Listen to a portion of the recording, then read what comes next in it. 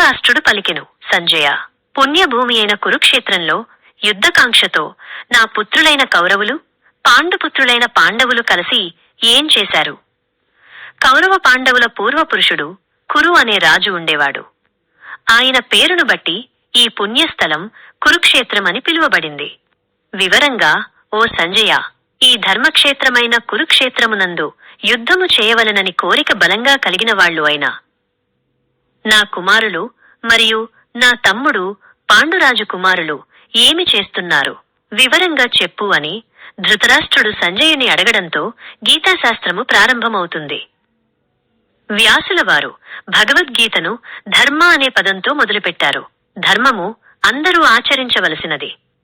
ధర్మాచరణము అందరికీ అత్యంత ఆవశ్యకము. ధర్మం రక్షింపబడిన నాడు ఆ ధర్మం మనలను రక్షిస్తుంది. అందుకే ధర్మో రక్షతి రక్షితః అని ఆర్యోక్తి. ధర్మాన్ని రక్షించేవారిని ఆ ధర్మం రక్షిస్తుంది. గీతలో కృష్ణ పరమాత్మ ధర్మ సంస్థాపనార్థాయ సంభవామి యుగే యుగే అని ఉద్ఘాటించారు. ధర్మాన్ని స్థాపించడానికి నేను ప్రతియుగంలో జన్మిస్తాను, ధర్మాన్ని స్థాపించడానికి తాను ప్రతియుగంలో జన్మిస్తాను అని చెప్పారు. కాబట్టి ధర్మము మానవాడికి అత్యంత ముఖ్యమైన తరతరాల సంపద. ఈ భరతభూమి ధర్మక్షేత్రమై విలసిల్లింది. అటువంటి భరతభూమిలో కురుక్షేత్రము ఉంది. కురు మహారాజు పేరిట కురువంశము వర్ధిల్లింది. ఆ కురుమహారాజు యజ్ఞం చేయడానికి ఆ క్షేత్రమును దున్ని చదును చేశాడు. అందుకని ఈ ప్రదేశమునకు కురుక్షేత్రము అని పేరు వచ్చింది అని చెబుతారు. క్షత్రియ కులమును సమూలంగా నిర్మూలించిన పరశురాముడు వారి రక్తముతో ఇక్కడే తన తండ్రికి తర్పణము విడిచాడని, ఆ క్షత్రియుల రక్తం 5 పాయలుగా పారిందని, దాని పేరే శమంతక పంచకము అని, అది ఈ కురుక్షేత్రములో ఉందని చెబుతారు. అటువంటి పుణ్యభూమిలో పాండవులు, కౌరవులు రాజ్యం కోసం యుద్ధం చేయడానికి సన్నద్ధులయ్యారు. ఈ శ్లోకం ధృతరాష్ట్రుడు సంజయుణ్ణి అడగడంతో మొదలవుతుంది. ధృతరాష్ట్రుడు అంటే రాష్ట్రమును ధరించినవాడు, అంటే కురు సామ్రాజ్యమునకు రాజు. ఈ కురు సామ్రాజ్యము ధృతరాష్ట్రుడు సంపాదించలేదు, అది అతని పిత్రార్జితము. తనది కాని దానిని తనది అనుకునే స్వభావము కలవాడు. ఈ గుణము మనలో చాలామందికి ఉంది. మనం పుట్టకముందు ఈ భూమి ఉంది, మనం పోయిన తరువాత కూడా ఈ భూమి ఉంటుంది. కాని మనం ఈ భూమి మీద బ్రతికిన 100 సంవత్సరాల పాటు ఈ భూమి నాది అని అనుకుంటున్నాము. మనది కాని భూమి మీద విపరీతమైన మమకారము పెంచుకుంటాము. ఉన్న భూమిని కాపాడుకోవడానికి, లేని భూమిని ఆక్రమించడానికి నానా తంటాలు పడుతుంటాము. అనేకమైన అడ్డదార్లు తొక్కుతుంటాము. సెంటు భూమి కొరకు అయిన వారిని కూడా కడతేర్చేవాళ్లు ఉండటం మనం చూస్తున్నాము, వింటున్నాము. అదే అజ్ఞానము. ఈ అజ్ఞానము పోగొట్టేదే భగవద్గీత. సంజయుడు ధృతరాష్ట్రునికి సారథి, ఆంతరంగికుడు, జ్ఞాని. సమ్మగ్ జయతి సంజయః అని అంటారు. అంటే ఇంద్రియములను, మనసును జయించినవాడు. నువ్వు, నేను అనే భేదబుద్ధి లేనివాడు. ఉన్నది ఉన్నట్టు చెప్పగలిగిన ధైర్యశాలి. వ్యాసుని అనుగ్రహమును పొందినందుకే సంజయునికి శ్రీకృష్ణుని ముఖతాగీతను వినే మహద్భాగ్యం కలిగింది. విశ్వరూప దర్శనమును పొందగలిగాడు. కురుక్షేత్రము అంటే కురురాజుల యొక్క అధీనంలో ఉన్నది అని. ఇది విశాలమైన కురుభూమి. అక్కడ ఎంతో మంది మునులు, ఋషులు తమ ఆశ్రమాలు నిర్మించుకొని తపస్సు చేసుకుంటున్నారు. పూర్వము బ్రహ్మగారు, ఇంద్రుడు, అగ్ని ఇక్కడ తపస్సు చేశారని కురువంశ మూల పురుషుడు అయిన కురుమహారాజు ఈ ప్రదేశములో ఎన్నో ధర్మకార్యాలు చేశాడని ప్రతీతి. ప్రస్తుతము ఇది పంజాబు రాష్ట్రంలో ఉంది.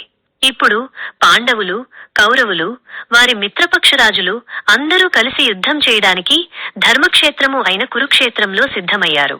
వారి సైన్యములు అంతా కలిపి 18 అక్షౌహిణీలు. ఒక అక్షౌహిణి అంటే 21,870 రథములు, 21,870 ఏనుగులు, 65,610 గుర్రములు, 10,950. వీరంతా కలిసి ఒక అక్షౌహిణి అంటారు.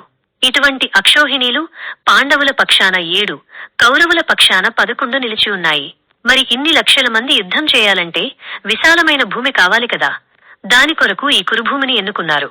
అప్పటి వరకు హోమధూమముతోనూ, వేదఘోషలతోనూ, వర్ణ కుటీరములతోనూ శోభిల్లిన కురుభూమి యుద్ధఘోషలతో, ఆయుధ విన్యాసాలతో, అస్త్రశస్త్ర ప్రయోగాలతో, సైనికుల అరుపులతో కురుక్షేత్రంగా మారిపోయింది. మన శరీరం కూడా ఒక కురుక్షేత్రమే. అందులో మంచి ఆలోచనలు పాండవుల సైన్యమైతే, దుర్మార్గముతో కూడిన ఆలోచనలు కౌరవ సేనలు. వాటి మధ్య జరిగే ఘర్షణే కురుక్షేత్ర సంగ్రామము. అసలు మనిషి పుట్టగానే అతడి లేక ఆమె మనసు నిర్మలంగా ప్రశాంతంగా అమాయకంగా ఉంటుంది. పెరిగి పెద్ద అయ్యే కొద్దీ ఇది నాది అది నీది అనే స్వార్థము, నీవు వేరు నేను వేరు అనే భేదబుద్ధి, ఇది అంతా నాకే కావాలి నీకు ఇవ్వను అనే లోభత్వము, నువ్వంటే నాకు పడదు అనే ద్వేషము, నీకు అంత ఉంది నాకు ఇంతే ఉంది అనే అసూయ క్రమక్రమంగా మన మనసులను బుద్ధిని కురుక్షేత్రంగా మారుస్తాయి. ఈ మంచి చెడుల మధ్య నిత్యం ఘర్షణ జరుగుతూ ఉంటుంది. ఒక్కోసారి మంచి గెలుస్తుంది, మరోసారి చెడు గెలుస్తుంది. దాని వలన సుఖము దుఃఖము ఒకదాని వెంట ఒకటి వస్తుంటాయి. ఇదే సంసారము అనే సాగరము. ఈ సాగరము నుండి బయటపడాలంటే ఒక గట్టి పడవ కావాలి. అదే భగవద్గీత. దానికి చుక్కాని పట్టేది గురువు. భగవద్గీత అనే పడవ ఎక్కి శ్రీకృష్ణుడు అనే గురువు సాయంతో ఈ సంసారము అనే సముద్రమును దాటవచ్చు. ధృతరాష్ట్రుడు పుట్టుగుడ్డి పాండురాజు అరణ్యములకు పోయినప్పటి నుండి తానే రాజు అయినా రాజ్యకాంక్ష తగ్గలేదు. తన తరువాత తన కుమారులైన కౌరవులకు రాజ్యం కట్టబెట్టాలనే కోరిక బలంగా ఉంది. నిజానికి పాండవులు కౌరవులు ఇద్దరూ తన కుమారులే. కాని ధృతరాష్ట్రుని భేదబుద్ధి వారిని సమానంగా చూడనివ్వదు. అందుకే నా వాళ్ళు పాండవులు ఏమి చేస్తున్నారు అనే భేదబుద్ధి చూపించాడు. ధృతరాష్ట్రుడు అడిగిన ప్రశ్నకు సంజయుడు ఈ విధంగా సమాధానం చెప్పాడు. నేను నాది అనే అహంకారం కలిగిన వ్యక్తులు దురాశకు లోనై వక్రమార్గంలో ప్రయాణం చేస్తుంటారు. ఇంతవరకు చేసిన పుణ్యకర్మల వలన కొంతకాలం ఇది వారికి చెల్లుబాటవుతుంది. ఆ తరువాత అహంకారం భేదబుద్ధి వలన అంత్యకాలంలో దుఃఖములు బాధలు మిగిలి నరకయాతనను అనుభవించవలసి వస్తుంది. ఈ కాలమునే నరకమని పిలువబడుతుంది.